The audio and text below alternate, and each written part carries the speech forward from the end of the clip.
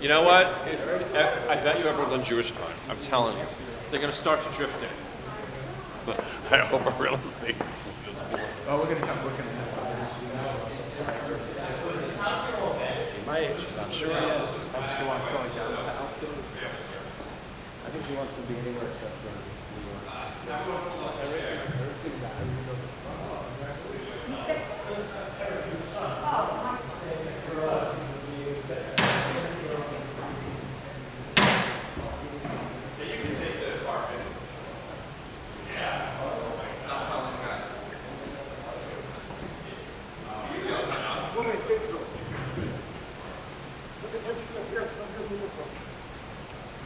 ¿Las dos en una?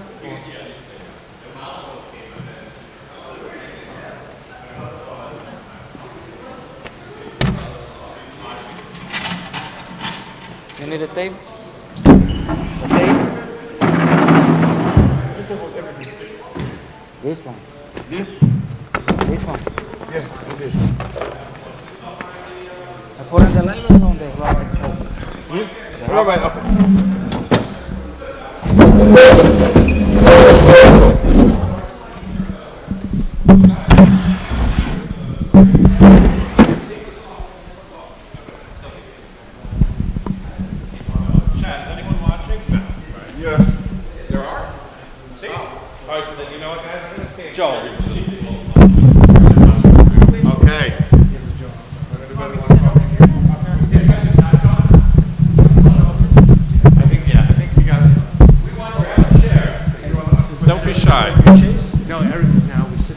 This is the mic to ask a question. So you guys are so far back. All right, I'll move back. No, I'll move back. Here, I'll move back. You guys, it's on? Okay. That's good? Yeah, let's not have people be. I'll tell you a story after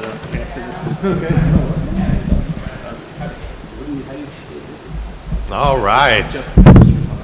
This is so high. Oh, Rob, you're so far away. All right.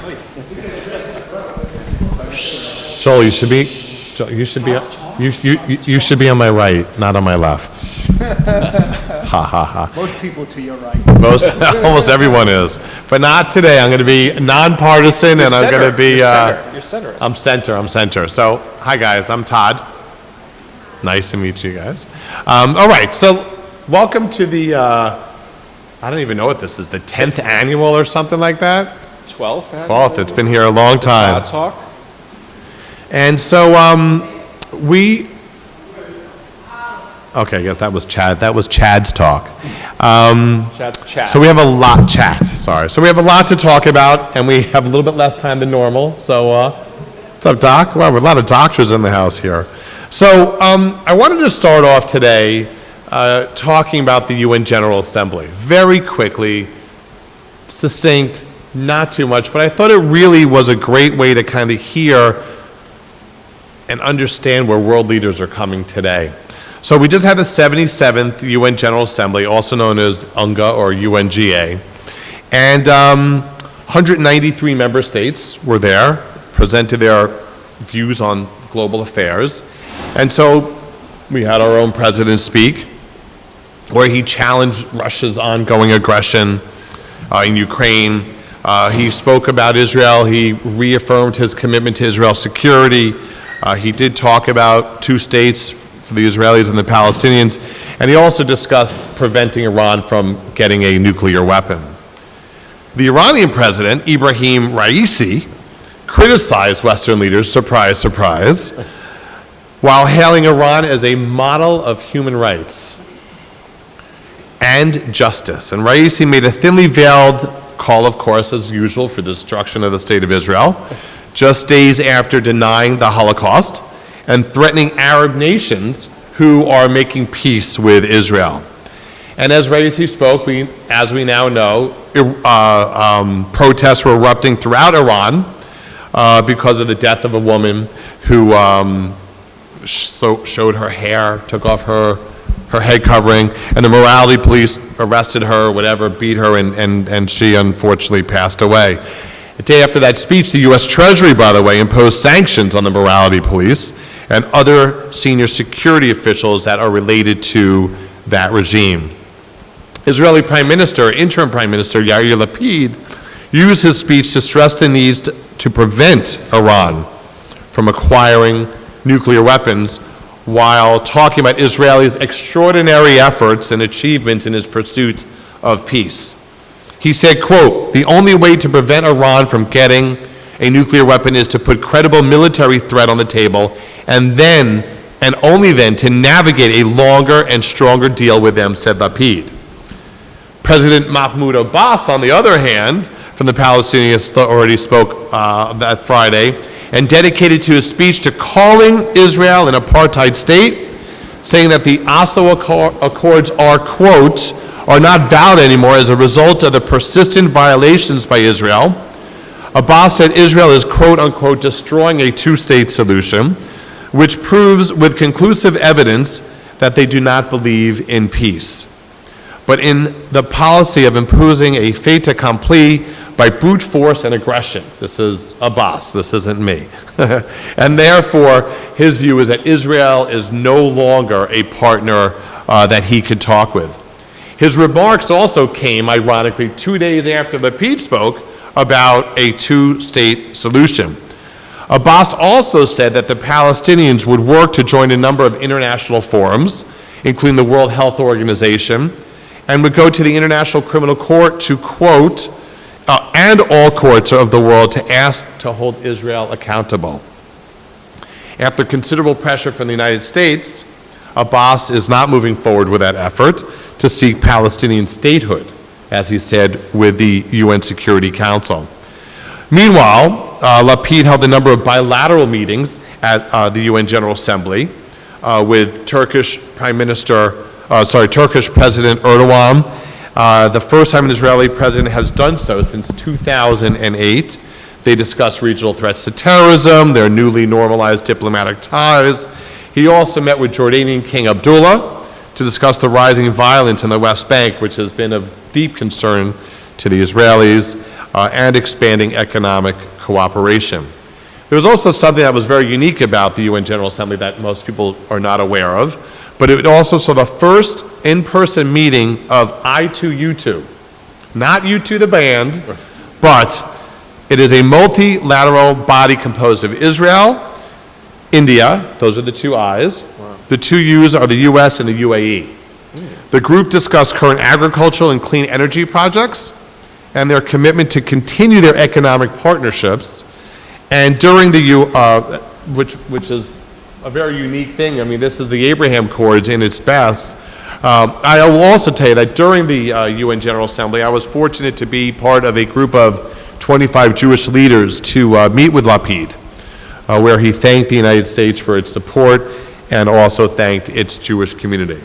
So in years past, we've had people interject. There's nothing really to interject there because this is just comments, but please feel free. Iran. Iran, of course, is the biggest issue that's facing Israel today. It is a potential existential threat, and it has become apparent now that there will be no Iran nuclear agreement, at least before the midterm U.S. elections in November. We have seen the U.S. Secretary of State, Tony Blinken. He recently told reporters a few weeks ago that Iran has actually taken, quote, a step backwards with its latest response to a nuclear deal proposal, calling a near-term agreement with Iran unlikely. His sentiments were echoed by Israeli Defense Minister Benny Gantz at a recent counterterrorism conference as well, where he told the room that, quote, the Iran nuclear deal seems like it is in the ER room.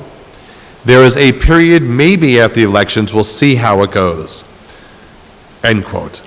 Amid this nuclear impasse also, 2/3 of the IAEA, also known as the International Atomic Energy Agency, their Board of Governors endorsed a non-binding statement by the US, the United Kingdom, France, and Germany, pressing Iran to explain why uranium traces were found at 3 undeclared sites. Once again, we always see that there is a pushing of the envelope from the Iranians. The IAEA, I always have to say it very slowly, also issued a report showing that Iran's stockpile of near weapons-grade uranium is large enough that, if enriched further, it could fuel a nuclear bomb. And following the release of that report, the UN's nuclear watchdog said that it was not in a position to provide assurance that Iran's nuclear program is exclusively peaceful. And meanwhile, in Germany, when President Isaac Herzog visited there, he insisted to the German president that, quote, weak nuclear agreements won't stop Iran and that Israel is prepared to defend itself, which of course we hope does not happen. And midterm elections are not here in the United States. It is appearing increasingly clear that the Iranians are not prepared to rejoin or to return to the JCPOA, which was basically the acronym for the Iranian agreement.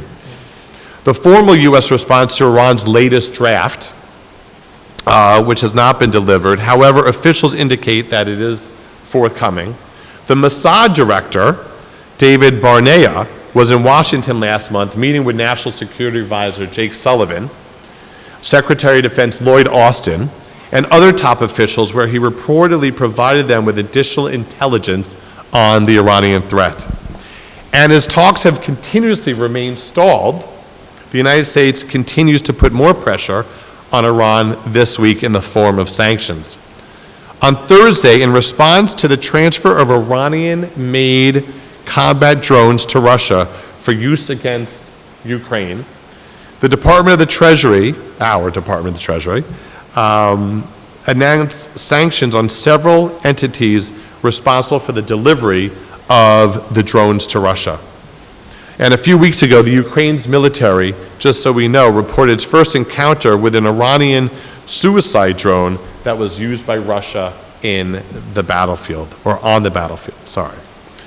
I just had a whole conversation with my wife. Is it in Long Island or is it on Long Island? For those that don't know, it is on Long Island, not in Long Island. You live in Manhattan, you live on Long Island. If Long Island was an incorporated village, you'd say you live in Long Island.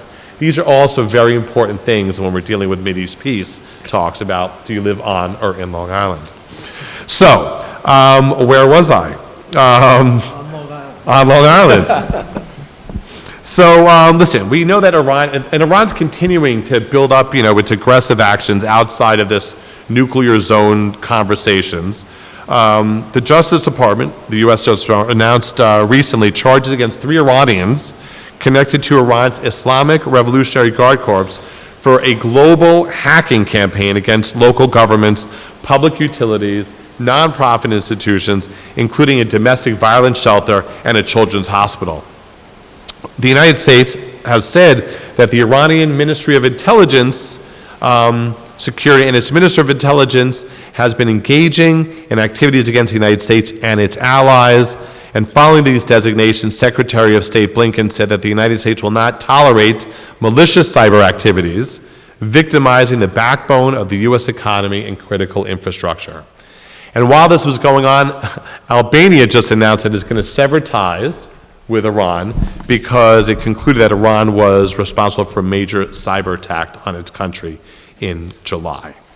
I'm not going to talk a little bit. I could come back to the U.S. military alliance. I could talk a little bit about that. So I'll stop there. It looks like Rob Freund has a question. No, I'm joking. But so there has been something that's been really interesting as of late that a lot of people are not following. And that is negotiations with Lebanon through the United States on 2 major gas fields that border on this, no one knows, this argumentative line between Israel and Lebanon in terms of these gas fields. So over the past several months, there's been a lot of shuttle negotiations led by U.S. envoy Amos Hochstein to reach this maritime deal, demarcation dispute between Israel and Lebanon. It's been going on for about 10 years. It's based on a 330 square mile area of the Mediterranean Sea off the coast of both Israel and Lebanon that holds these amazing, huge natural gas reserves. The conclusions of these talks would be significant because it would mark the first formal recognition of some type of boundary between Israel and Lebanon. The few details of the agreements that have actually come out have not really been made public, but it was greeted positively, mostly between Jerusalem and Beirut, and even Hezbollah, which appeared to drop its former vehement opposition to this deal. Although it definitely appears that things are falling apart, as we were very hopeful that something might happen. A senior Israeli official told reporters on Sunday that the security interests, quote, of Israel are anchored in the agreement. The official, speaking on condition of anonymity, said, and I think this was from the Times of Israel, said that under the agreement, Lebanese recognition of a line of buoys will allow Israel to treat it as a northern territory border. So in May of 2000, when Israel withdrew from Lebanon, they put up these buoys that extended deep into the Mediterranean Sea. Basically as a mark. They called that line 1. There are 4 lines in this. So line 1 was, once again, this line of buoys that extended far out into the Mediterranean that marked the limits where Israel unilaterally operates with full freedom of action. Israel registered that line with the UN. Of course, Lebanon did not recognize it. Thank you. Below that is line H. So here's Lebanon, here's Israel. Line 1 is what I just talked about. Line H is below it. I have a map for you guys to see in a minute. That was by Frederick Haas, U.S. ambassador. He basically proposed this as a compromise because Lebanon was pushing line 23, which is another line. Almost this was kind of in between the two. He felt that this was a way to get the two sides together somewhat. And so below that, once again, below line H was line 23. And line 23 is registered by Lebanon with the UN. They don't like that. He was not into the agreement either, by the way. And then lastly, there's line 29. So line 29 has recently been proposed by the Lebanese after the Lebanese authorities claim that line 23 is not correct. So if anyone's interested to see what the lines look like, you may or may not. It is what it is. So within this proposed agreement, the field in question is the Kana gas field that straddles line 1, line H, and line 23. The Karish gas field straddles line 29, which is below. That will be, no matter what happens, will be in complete Israeli control. Under the agreement, I'll pass over here, if you guys want to see the lines. Under the agreement that they're talking about right now, Lebanon will respect line 1's buoys, which is a very important thing for Lapid right now in terms of the aspect of security. He's saying that the Defense Department over there, the Ministry of Defense, is a firm believer in the aspect of security. What will happen, though, with line 1 is that as it goes out 5 kilometers, it then merges into line 23, which is the line that the Lebanese wanted from the very beginning. In return, if they do this, Lebanon will operate the Kana gas field, which is the northern gas field, with royalties going to Israel, because once again, the Kana gas field goes under line 23, which would be into the Israeli sides. So not everyone's happy with this, by the way, even on the Israeli side. Benjamin Netanyahu has criticized the deal, noting that he believes that Lebanon got 100% of what they were negotiating. Lapid noting that Netanyahu hasn't seen the agreement, he was quoted. Lapid wrote that it, quote, grants Israel 100% of its security needs, once again that 5 kilometers out, 100% of the Karish reserve, and even some of the profits from the Lebanese reserve that will be in part of Israel's territory. David Friedman, who was the former ambassador to Israel under Trump, weighed in on a tweet that said that the U.S. has spent years trying to broker a deal between Israel and Lebanon in the disputed maritime gas field. They got very close to proposed splits, of 55 to 60% for Lebanon and 45 to 40% for Israel, he said no one imagined 100% to Lebanon, 0% to Israel, he wrote. Would love to understand how we got there. And we're continuously seeing this push and pull from both sides. The Times of Israel, which I think this was a really interesting point, reported that the former U.S. envoy tasked with settling this issue expressed skepticism. The U.S. envoy David Schenker surmised, and I'm quoting the Times of Israel, that the Israeli government's interests shifted under Lapid, who, he believes, unlike former Prime Minister Netanyahu, places a higher premium on securing international recognition of its buoy buffer zone than on the percentage of territory in the disputed region it is able to retain.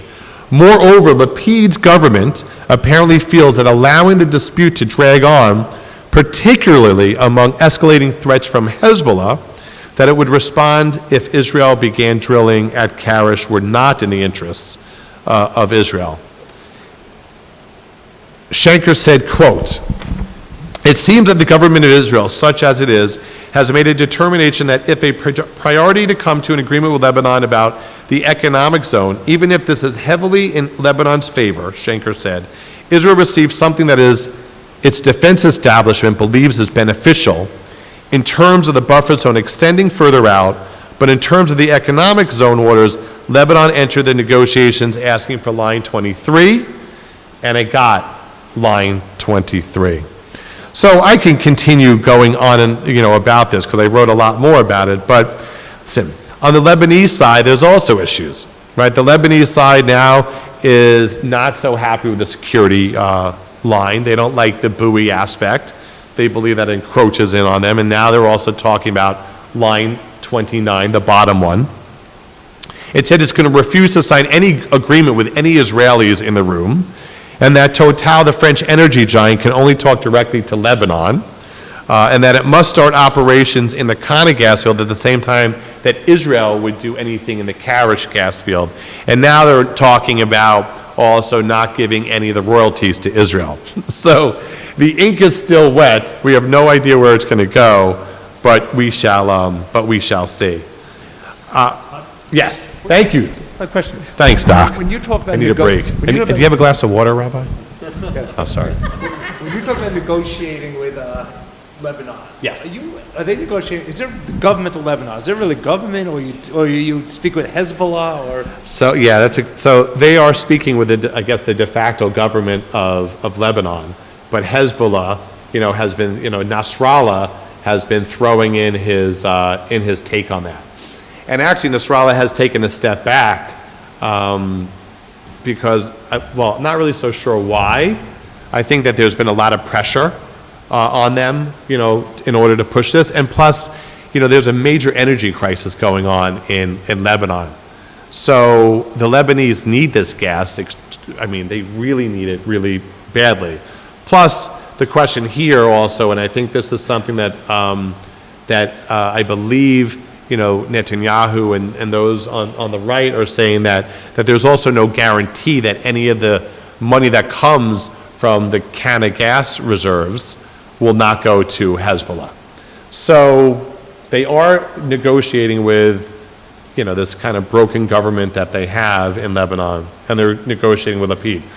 The Lebanese and the Israelis are not negotiating together. It's strictly, envelope diplomacy by the Americans. If I can, Yes, you can. if I may, I want to ask you about the protests in Iran. And I don't know, even like in the past 12 hours, if anything has developed. Like, do you see, because you know a lot and you've seen a lot and you speak to a lot of people, do they have any chance of succeeding? I watched recently the HBO 4-part documentary, The Hostages, which I highly recommend, about the seizing of the American embassy in Iran in 1979. They were successful once. They toppled the Shah, but now they want real democracy. Can this succeed? What's your opinion? We need some more of our Persian brethren from the Well, we do have Paul Sahayek here. Look, I think the United States learned that they made a big mistake in 2009 with the Green Revolution. I do understand why, at the time, Obama administration did not speak up because they were worried that, the Ayatollah and the Iranian it was regime American-produced. would use that as an excuse, but we've learned over time that they'll use that as an excuse right now, right? Right now they're saying that it's the United States, it's the Zionist regime that's fomenting this type of stuff right now as well. I don't think anybody really knows, because, if you look at the Green Revolution, you're talking about hundreds of thousands of people were out on the streets. There was, recently there were some protests in regards to the lack of water, and people, if you don't have water to drink, in their protests, people were saying, okay, finally something is kind of emerging, right now. So I think that the Ayatollahs, and I think that the IRGC, I think that they are looking at this one as definitely a little bit more of a threat. Listen, unemployment is high, inflation is high, resources are high. I mean, the system's failing there, and theocracy can only pay so many bills. So it first started with this woman who was arrested by the morality police because she showed her hair, and now it's building into other things. It's building into lack of jobs, the economy, inflation. And these protests are building up and building up and building up. I think it's interesting how Elon Musk is talking about sending his satellites over there. And the United States is talking about doing the same thing as well. There's been a lot of reports that people feel that it's a little late. I think it takes time.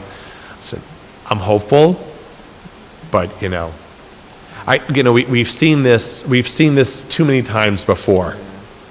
And so, can you be a little bit of a realist? Yeah, they're the ones that have the guns and they're the ones that have everything else.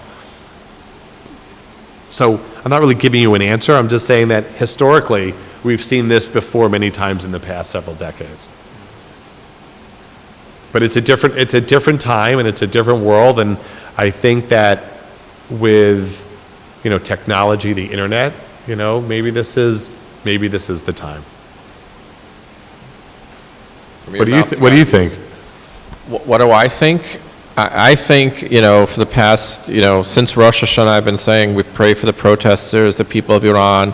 We hope that the Ayatollahs will be toppled, and that, I always think it'll be an Islamic country because I just think that's the mindset of the Middle East. But you can have a democratic Islamic country, right? I mean, one of the things, Khomeini was able to seize power in the confusion of the, seizing of the embassy. It wasn't the mullahs that seized the American embassy. It was students. I mean, most of them were regular students. A lot of them were secular.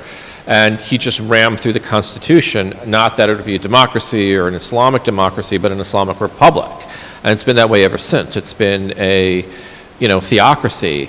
But, what you had then was also a lot of different groups. You had communists and socialists and, religious Muslims and, just students. And, now it seems like, the Ayatollahs crushed all that other rebellion and that, whomever else could really divide the country.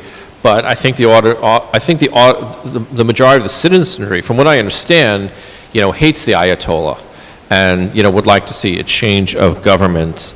And I think you're right. I mean, we've heard this before, but part of me thinks, like, if they did it once, why can't they do it again? And I would love to see it happen. Like, since Rosh Hashanah, I've been saying a prayer that the protesters would succeed. And when I said last night, well, Aaron Judge hit his 60-second home run, it happened. So part of me hopes that, that prayer will be answered too. I didn't hear anything about that. Yeah. Look at this. I see the rabbi's TV down here. No, I'm joking. I really do hope that they succeed and that the Ayatollah is toppled. I think David Miller said, there's a saying like, the best day of the revolution is the day after the revolution. And then everything after that is chaos and, and confusion and like bloodshed and things like that. But again, I'm not in Iran. I don't have relatives there. So I don't know what the word on the street is. You know what I mean? I don't know if we're watching it with our hopeful lenses. Is it worse from what we're seeing? Is it better from what we're seeing? I mean, like, are there still hundreds of thousands of people protesting in the streets? I don't know. Well, they're definitely sneaking out some videos.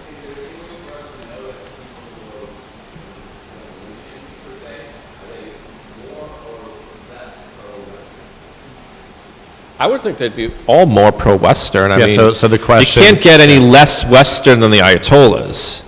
Well, I mean, the fact that even just wanting to take off the hijab, the Yeah. head covering is definitely much more of a Western aspect. I think that when you look at these younger people that are out there protesting, even some of the people that aren't so young, I think that they want that more open way of life. But I do think we have to be careful. Like, we look at the lens, through America, through Republic, through Well, that's democracy. what I'm wondering, like- It's, we have to understand that in many of these countries, that'll just never happen. Oh yeah, I mean, Right, I'm convinced after the Arab Spring, like I don't know that democracy would work in the Middle East other than in Israel. You know?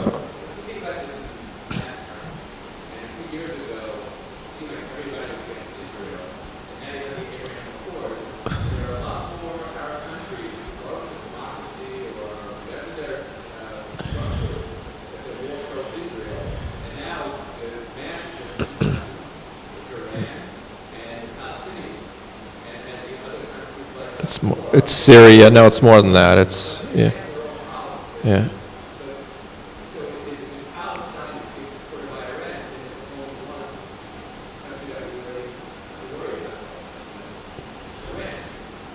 Well, so if anyone's listening, I know that God is listening. I know God is. I know that they. Well, said no, they're but it's proposing- also Iran wants to make a bridge between itself into Syria, into Lebanon, right? They have proxy forces fighting in Yemen, so it's a little bit more than that. I mean, and that, by the way, is why you had the Abraham Accords in part, was because a lot of these, even if Saudi Arabia won't officially sign them, they definitely push for this. They promote it because as much as they may hate Israel, they hate the Shiite regimes more. They see that as a bigger threat.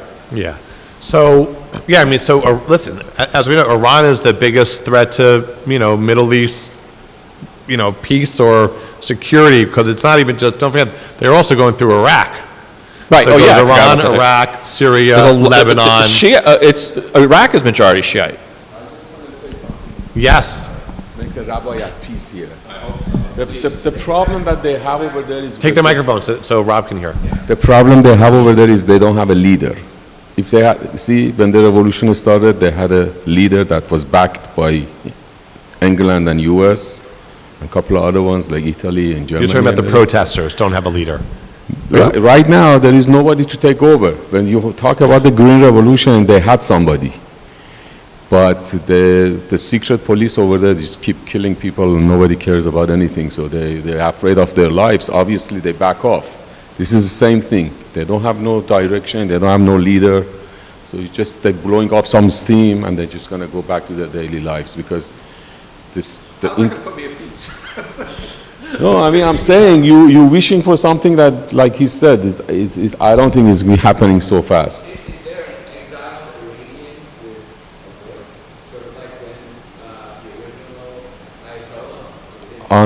Unfortunately, as long as no foreign power wants the regime to be changed, it's not going to change, meaning United States and Britain, if these couple of these big shot countries don't agree together to this existing government, it's never going to happen. So if there is no backup from outside, we're going to be where we are right now, another 50 years. So unfortunately, they cannot control their own destiny. As good as it sounds, it's not happening. And like I said, they don't have a leader, they can't really do anything. So There are outside organizations that have tried to, say that they are the voice of the Iranian community outside, the Iranian diaspora. exactly, they need, we have the He just said it. You know what they need? They need to hurt some Mozenia. well, Personally, you hear that. they have the son of the king, which, periodically speaks here and there, and he's very knowledgeable and speaks English perfectly, and he was taught everything abroad in US and England and everything. But unfortunately, he's getting old, and there is no solid backing. So as far as if anybody wants to back this guy up, there's nobody out there. So it's always going to be a circle and no solution. So It's very the only hard. thing we can do is pray. Yeah, listen, it's very hard. I mean, listen, the same situation's happening in Russia, Yeah. right? I mean, now all of a sudden you have all these young men trying to escape because they don't want to get drafted because they think, you know, they don't want to get killed, but they think the war is unjust, but they would never, ever say it. You know, we saw them protesting when the war started, and their police arrested everybody, and then it slowly, you know, And Everybody by the quiets way, down. I was talking, one of our congregants who's Georgian, she said a lot of them, I didn't realize this, a lot of the men who are escaping Russia, they're going to Georgia. And there's a concern amongst Georgia. So now you could have a very large influx of young Russian men.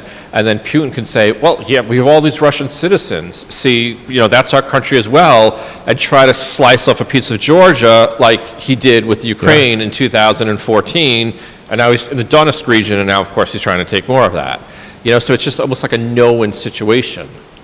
yeah.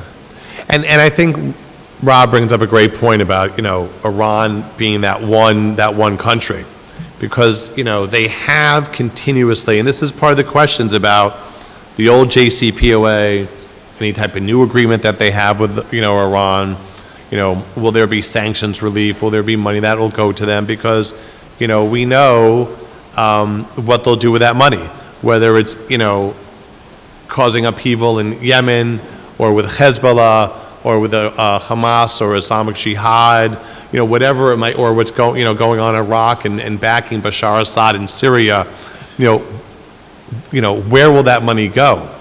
You know, on the other hand, what people are saying is that we understand that that's not opportune to be able to do that, but at least we'll have, you know, boots on the ground to ensure that, you know, this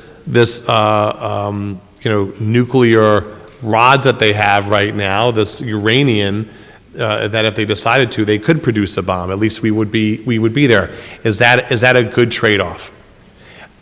Anyway, I think at this point it doesn't even matter, because I don't think the Iranians are ready for any type of deal, you know, at this point, to, you know, per se. But it is true when, you know, we talk about the Abraham Accords. It's been 2 years since the Abraham Accords. It's interesting because there's going to be a whole group of a bipartisan delegation from the United States that's going to go to Israel, UAE, I think Morocco, I think Bahrain. Let me see right now. Hold on a second. Yeah, they're going to Israel, then going to Bahrain, UAE, and then Morocco to meet these people that have been benefiting from it. And it just shows. I mean, we're talking billions of dollars of trade right now that are going between, you know, those Gulf countries. You know, I mean, even though Morocco's in Africa, but those two Gulf countries and Israel. It's truly amazing. I actually met recently with some of the leaders of Qatar because of the World Cup that's going on right now, and that's another interesting dynamic, you know, unto They were trying itself. to recruit you for their team. Yes. Look, you know, they're in a little bit of a different, you know, this was not conversations that we were having with them on this point, but it's just interesting to see how any of these other emirate type of countries, you know, will do this. I mean, that country was actually very helpful, even though they have no relations with Israel, in terms of the recent situation that happened with Islamic Jihad in Gaza.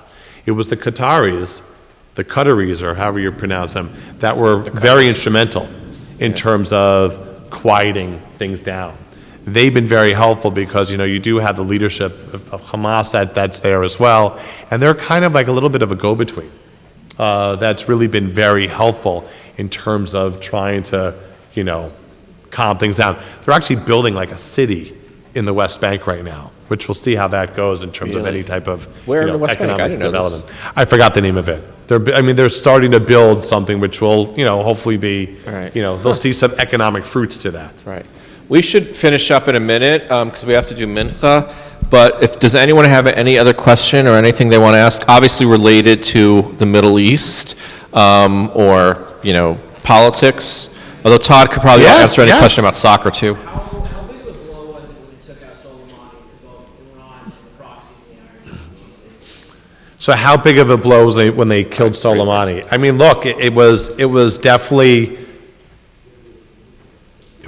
an important shot across the bow to the Iranians to let them know, you know, they're they think much about the Israelis, that they can kind of go in and do what they want. We've seen the Israelis go after these scientists, but the heroes, the Americans that were doing. It was a line in the sand. I mean, it was basically us telling them, you guys got to, back off on certain things. Now, of course, the Iranians responded. Whether they responded, I think, on an American base, which actually caused a lot of brain trauma for a lot of American soldiers. But I mean, listen, he was the man for them, and to basically cut the head off the snake, right? The rest of the body is still moving, but to take him out was a very, very big move. I want to thank Todd very much. He does this every year. He volunteers his time. And I also want to point out that besides being very active in UJA, he's very active in AIPAC, which next to OWHC is my favorite Jewish organization. He's an all-around great guy. He's got 3 amazing sons, an even better wife. You hear that, guys? And we were talking before, I recommend on HBO The Hostages, but I think, is it on Amazon or Apple? Tehran. Has anyone watched that? Yes. Tehran, yes, great. So, you really want to get a feel for, it's obviously somewhat traumatic. And Fatal 4 is coming out soon. It is, really? Okay, all right. These are all great shows to watch, so I highly recommend them. And November 9th, we have our next Todd Talk. Yes. That's on real estate. And right now, it looks like we have 2 esteemed members of our synagogue, Stewie Center, and Michael Katz, 2 legends in the real estate industry. So it's going to be really a cool conversation. November 9th? November 9th. Okay, so please join us for that. Thank you very much. If everyone wants to grab a machzor, we're going to begin mincha in like 2 minutes. So you have 2 minutes to grab a bathroom break as soon as our cantor is here and our chazan sheni. Thank you again, Todd. Yishar kochcha.